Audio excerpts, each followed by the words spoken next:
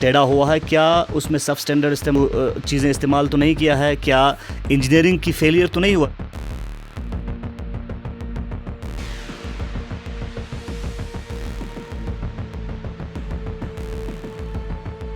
Media में लोगों ने कहा कि ये मिसयूज़ ऑफ पब्लिक फंड्स है।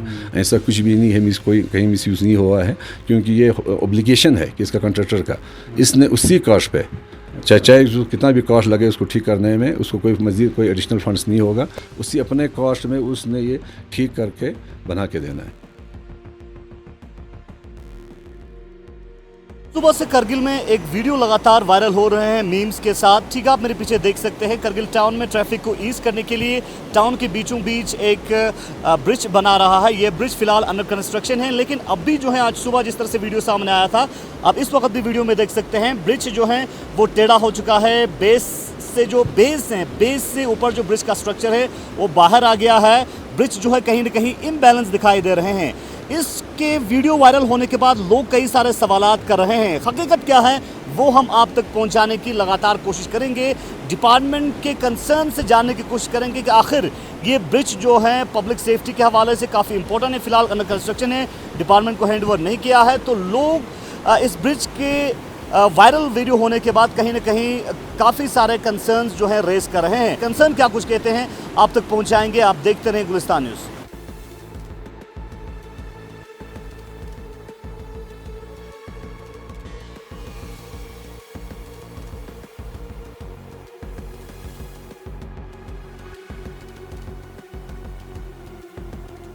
जिस तरह से आपने देखा आज सुबह से लगातार करगिल में एक वीडियो लगातार वायरल हो रहे हैं। करगिल टाउन के बीच में जो ब्रिज बन रहे हैं वो ब्रिज कहीं ना कहीं इम्बैलेंस दिखाई दे रहे हैं। ब्रिज जो है टेढ़ा हो चुका है, बेस से बाहर निकल गया है।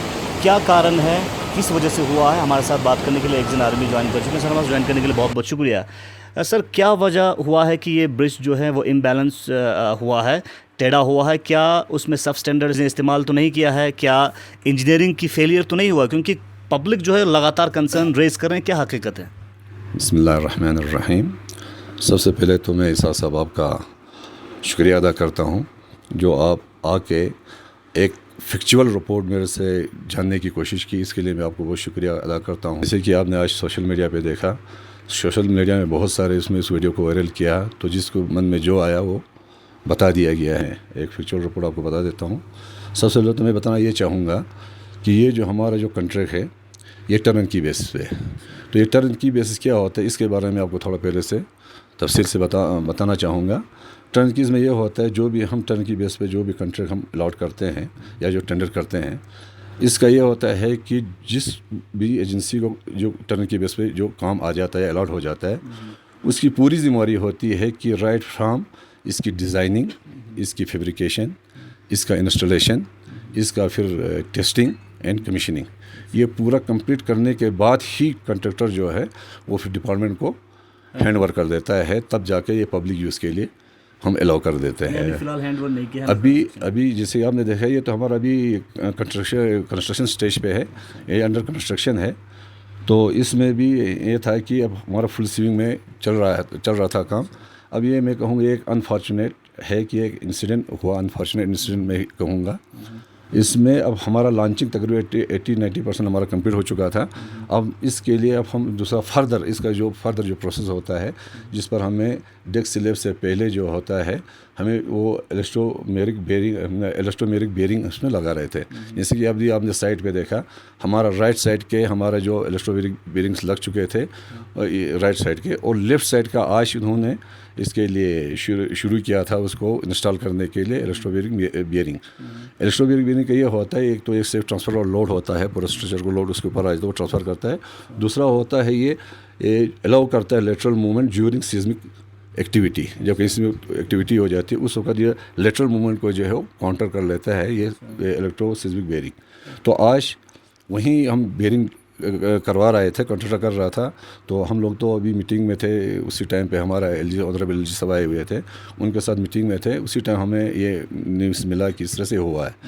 तो हाँ, तो कारण ये है कि हमने इस साइट पे भी जाकर हमने विज़िट भी किया, देख लिया। तो ड्यूरिंग अब ये होता है इलेक्ट्रो बेरिंग लगाने के लिए जैक सिस्टम होता है, जैक से लोड को ट्रांसफ़र करना होता है, उठाना होता है, पूरे ब्रिज का उठाना, उसको फिर नीचे इलेक्ट्रो बेरिंग लगाना होता है। तो अब ये बदकिस्मती ये है कि अचानक या सडन से, क्योंकि हाइड्रोलिक जैक्स होते हैं, हाइड्रोलिक जैक का एक जैक का जो है वो फ्लूइड लीक हुआ है, अचानक सडन हुआ है, जिसकी वजह से ना उसका एकदम से झरक आ गया, क्योंकि इतना लोड उठाया हुआ था ब्रिज, तो उसका जरक की वजह से उसका जो लीकेज हुआ, प्रेशर लीक हुआ है, एक किस्म का वो प्रेशर, उसका हाइड्रोलिक जैक का प्रेशर एक जग लीक हुआ है, जिसकी वजह से वो बेड की वजह से अचानक से एक जरक लग गया, इतना बड़ा हैवी स्ट्रक्चर था, उसकी वजह उसी लोड की स्लैब लोड की वजह से वो जरक की वजह से वो टिल्ट हो गया। तो मेन काज जो है इसका ये थोड़ा लेटरल डिस्प्लेसमेंट हो गया है। तो अब इसके बाद किस तरह की डिपार्टमेंट की ओर से एक्शंस इसके ऊपर लिया है, और अब इसको कैसे बनाया जाएगा और क्या प्रोसीजर होगा, क्योंकि पब्लिक सेफ्टी के हवाले से लोग लगातार सवाल उठा रहे हैं। इसमें ऐसा है, अभी मैंने एक फैक्चुअल रिपोर्ट जो है अपने हायर अप्स को मैंने सबमिट किया हुआ है, इस बारे में अपने चीफ इंजीनियर को, एससी को, इनके डीसी साहब को, इनकी मैंने सीसी साहब को एक कॉपी भेजा इसका फैक्चुअल रिपोर्ट। तो अभी हमने कंट्रैक्टर को डायरेक्शंस दिया है कि एक तो फ़िलहाल इस पर काम रोक दे इमीडिएटली, और सबसे ज़्यादा वहाँ पे सेफ्टी का ये करे, वो पॉसिबिलिटीज़ एक्सप्लोर करे कि कैसे अभी जो टिल्ट हो गया है उसको कैसे हम स्टैंड रखें फ़िलहाल। तो उसके लिए मैंने इनको ऑलरेडी डायरेक्शन इशू कर दिए हैं कि जितना भी जो पॉसिबल ये हैं पॉसिबिलिटीज़ हैं एक्सप्लोर करें कि हम कैसे उस स्ट्रक्चर को फ़िलहाल फर्दर डैमेज से फ़िलहाल उसको रोक लें। तो उसके लिए अभी हमने ये भी सोचा था, इनको बताया भी है कि वो एंकर ब्लॉक्स डाल के फ़िलहाल रोप लगा के उसको स्टैंड कर लें। इसके बाद जो क्योंकि अभी आपने देखा दरिया में इतना पानी है कि वहाँ जाने को भी डर लगता है, तो ये चीज़ भी थोड़ा सा पानी कम हो जाएगा। इसके बाद जितने भी हमारे डिफेक्टिव मेंबर्स हैं या जिसमें कोई डिफॉर्मेशन वगैरह आ चुकी है ये मेंबर्स में, तो उसको डिलॉन्च करना पड़ेगा। डिलॉन्च करने के बाद उसको फिर रिप्लेस करना पड़ेगा। तो रिप्लेस करेगा ये मैं बताना चाहूँगा, क्योंकि बहुत सारे इसमें सोशल मीडिया में लोगों ने कहा कि ये miss use of public funds है। ऐसा कुछ भी नहीं है, कोई कहीं मिस यूज़ नहीं हुआ है, क्योंकि ये ऑब्लिगेशन है कि इसका कॉन्ट्रैक्टर का, इसने उसी कास्ट पे चाहे कितना भी कॉस्ट लगे उसको ठीक करने में, उसको कोई मज़ीद कोई एडिशनल फंड्स नहीं होगा, उसी अपने कॉस्ट में उसने ये ठीक करके बना के देना है। यानी जब तक कंप्लीट तरीके से नहीं बनेगा तब तक डिपार्टमेंट नहीं लेगा। हाँ, वो ये तो हमारा टर्न की बेस पे ये कंडीशन ही यही है, जब तक ब्रिज कंप्लीट हो के इसके लॉस टेस्टिंग नहीं होती है तब तक हम उससे कॉन्ट्रैक्टर्स हम ये टेक ओवर नहीं करते। तो गाड़ी ब्रिज के ऊपर गाड़ी चलाने से पहले किस तरह की क्या क्या प्रोसीजर्स होता है और क्या क्या गाइडलाइंस रहता है, क्राइटेरिया रहता है जिस बेस पे अलाउ करते हैं कि इस ब्रिज के ऊपर से गाड़ी चला जाए?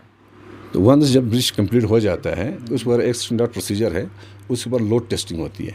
तो लोड टेस्टिंग करने के बहुत सारे तरीके होते हैं। कोई D18 डोजर्स उसके ऊपर चलाते हैं, या कोई फुल्ली ट्रक लोड जो उस पर रखते हैं, कुछ टाइम तक देखते हैं कहीं डिफॉर्मेशन नहीं होता है, कहीं कोई क्रैक डेवलपमेंट नहीं होता है।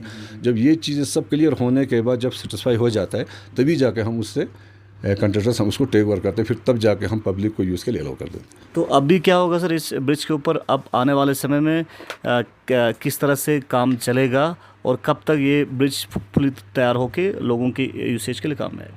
अभी तो हम ये एक्सप्लोर कर रहे हैं कि क्या क्या इसकी पॉसिबिलिटीज़ हैं, क्या हम कर सकते हैं। तो फिलहाल तो हमारा सबसे फर्स्ट प्रायोरिटी यही रहेगा कि जो अभी जो ब्रिज जो है टिल्ट हुआ है कि वो उसको कैसे स्टैंड रखे ताकि मज़ीद उसमें और ख़राबी ना जाए और डैमेज ना हो। उसके लिए ऑलरेडी मैंने पहले ही बताया कि उसको हमने डायरेक्शन दे चुके हैं कंट्रैक्टर को कि भाई सबसे पहले उस पर काम करें। इसके बाद सेफ्टी को इंश्योर करें, जितने भी वहाँ काम वर्कर्स जो काम करेंगे सेफ्टी को इंश्योर करें। तो उसके लिए हमें लगता है थोड़ा टाइम जो वेट करना पड़ेगा, क्योंकि अभी तो रिवर के अंदर इतना पानी है तो वहाँ इस वक्त शायद उसको डिलॉन्च करना अभी पॉसिबल नहीं होगा। जो ही पानी कम हो जाएगा इसके बाद जब हम दरिया पे दोनों साइड से जो मशीनरीज वगैरह लेके तो उसको सही तरीके से जो डिलॉन्च करना की ज़रूरत है या रिप्लेस करने की ज़रूरत है, जो भी डिफेक्टिव पार्ट्स हैं या कहीं पे अगर कहीं बेंड आया ये हो गया, कहीं पे बेंड्स वगैरह या कोई डिफॉर्मेशन अगर हो गई है उसमें बस उसको निकाल के रिमूव करके नया डालना पड़ेगा। वो भी कॉन्ट्रैक्टर का होली एंड सोली जो है वो कॉन्ट्रैक्टर का अपने कॉस्ट पे होगा। लास्ट पे आप पब्लिक को किस तरह की मैसेज देना चाहेंगे? तो मैंने पहले ही आपको बताया, अर्ज़ किया कि मैं आपको शुक्रिया इसलिए अदा करता हूं कि आपने फैक्ट्स जानने की कोशिश की। तो मेरा यही रहेगा इंशाल्लाह, इसमें कोई इंशाल्लाह फ्यूचर में ऐसा नहीं रहेगा। जब भी किसी ने कोई सोशल मीडिया में देना तो पहले मेरी रिक्वेस्ट यही रहेगी, पहले इसकी फैक्ट्स को पता करें तभी जाके कोई कमेंट करें। चलिए बहुत बहुत शुक्रिया। हमारे साथ एक्जन आर्यन भी बात कर रहे थे। जिस तरह से आज सुबह सुबह जो करगिल टाउन के बीच में ब्रिज बन रहा है, ब्रिज कहीं ना कहीं बैलेंस हुआ, उस हवाले से किस तरह की फैक्चुअल रिपोर्ट हैं, क्या कुछ टेक्निकलिटीज़ हैं, वो आप तक पहुंचाने की कोशिश कर रहे थे। एक्जन साहब का ये कहना है कि जो ब्रिज इस वक्त बन रहा है वो पूरी तरह से कॉन्ट्रैक्टर की रिस्पॉन्सिबिलिटी है कि आने वाले समय में जब तक कॉन्ट्रैक्टर पूरी तरह से पूरा क्राइटेरियाज फुलफिल करके इस ब्रिज को न बनाए तब तक डिपार्टमेंट इस ब्रिज को नहीं लेगा और कॉन्ट्रैक्टर की रिस्पॉन्सिबिलिटी। आप देखते हैं गुलिस्तान में पर्पल के अपडेट्स के लिए।